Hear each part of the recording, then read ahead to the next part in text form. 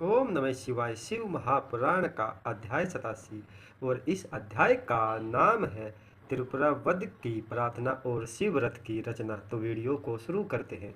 अब त्रिपुरासुर ने भगवान शिव जी की पूजा छोड़ दी और सारा धर्म नष्ट हो गया।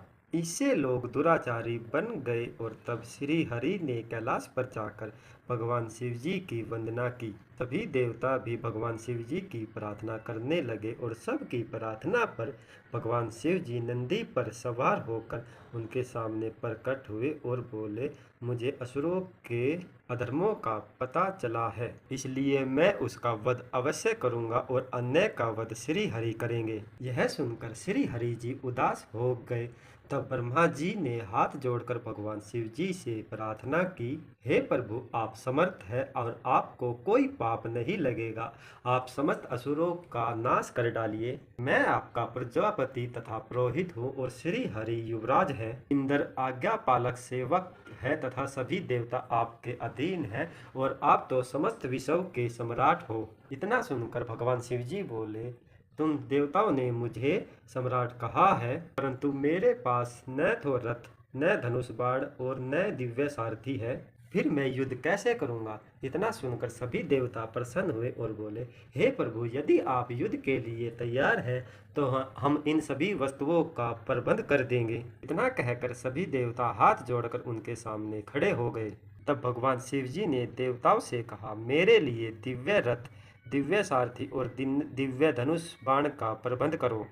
प्रसन्न होकर सभी देवता विश्वकर्मा जी के पास गए। तब विश्वकर्मा जी ने श्री हरि की आज्ञा से भगवान शिव जी के लिए दिव्य रथ की निर्माण किया और यह रथ सर्वभूत युक्त स्वर्ण का था। रथ के दाहिने पहिए में सूर्य तथा बाएं पहिए में चंद्रमा का समावेश था। 12 तारे दाहिने पहिए में और 16 कलाएं बाइने पहिए में लगी हुई थी और इस रथ में 12 आदित्य और चंद्रमा का समावेश था और इस रथ में ब्रह्मांड की सभी वस्तुएं लगी हुई थी। ब्रह्मा तथा विष्णु जी की आज्ञा से विश्वकर्मा जी ने यह रथ बड़ा अनोखा बनाया था।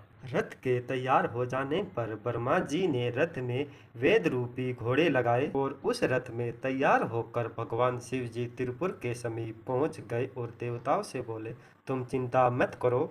सभी देवता हाथी, घोड़े, सिंह, वृषभ आदि रथ पर बैठकर भगवान शिव जी के रथ के पीछे पीछे चलने लगे। आकाश में सिद्ध चरणों से फूलों की वर्षा उन पे होने लगी और भगवान शिव जी के गण तीनों में प्रवेश कर गए। अगर आपको वीडियो अच्छी लगी हो तो चैनल को लाइक, शेयर, कमेंट, सब्सक्राइबर और मुझे फॉलो करें। अगर आप शिव पुराण की कोई भी बात को जानना चाहते हैं तो कृपया मुझे कमेंट करें। जय भोलेनाथ।